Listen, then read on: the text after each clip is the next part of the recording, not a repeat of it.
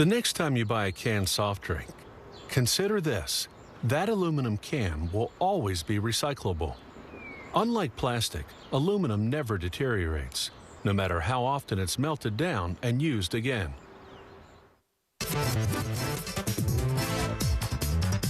Aluminum cans are so lightweight that it's hard to believe they're made from a huge roll of aluminum sheeting that weighs almost 10 tons.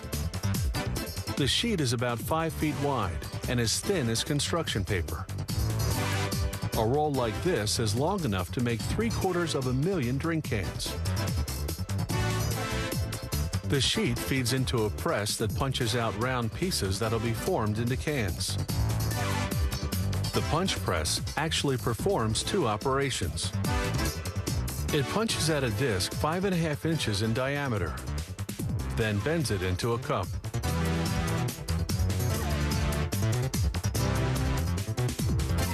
What's left of the sheet gets compacted and sent back to the aluminum factory, where it's recycled into new rolls. The cup goes into a machine called the Draw and Iron Body Maker. A tool draws out the aluminum, forming the body of the can. The tool is lubricated so it won't tear the aluminum while stretching it. The lubricant also acts as a coolant because the aluminum heats up as it's being worked.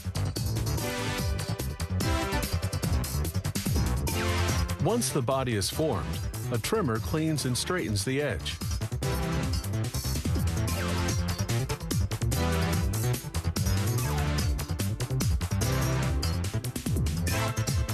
Now the cans move along upside down on the conveyor belt over to the washer.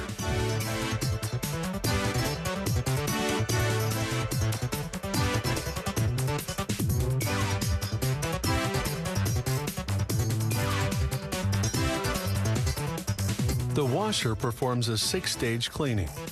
The first 2 washes are in hydrofluoric acid at 140 degrees. The last 4 washes are in deionized water, neutral water with no pH, also at 140 degrees. The cans come out of the washer and go under a hot air dryer. They're now shiny because the hydrofluoric acid wash removed a thin surface layer of aluminum. Next, a roller passes over the cans, coating the bottom rims with varnish. This varnish coating allows the cans to slide easily on the conveyor belts and in the vending machines. It shows up as a blue ring under an ultraviolet light. The cans are now ready to be printed.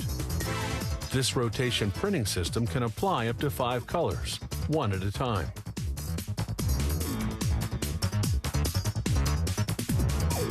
The machine then applies a layer of varnish to protect the ink.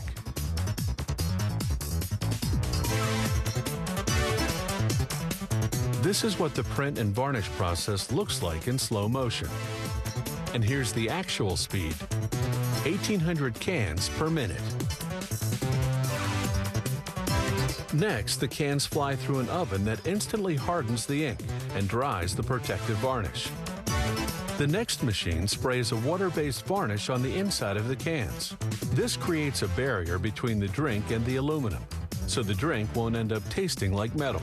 It also prevents the aluminum from being eaten away from the inside by the acid in carbonated drinks. Next, the cans go through a machine called the necker, which forms a 2-inch neck on the can. This is done gradually in 11 steps, so as not to puncture the paper-thin aluminum. The next machine, called the flanger, forms a curved-over edge at the top of the can, which will later attach to the pull tab cover.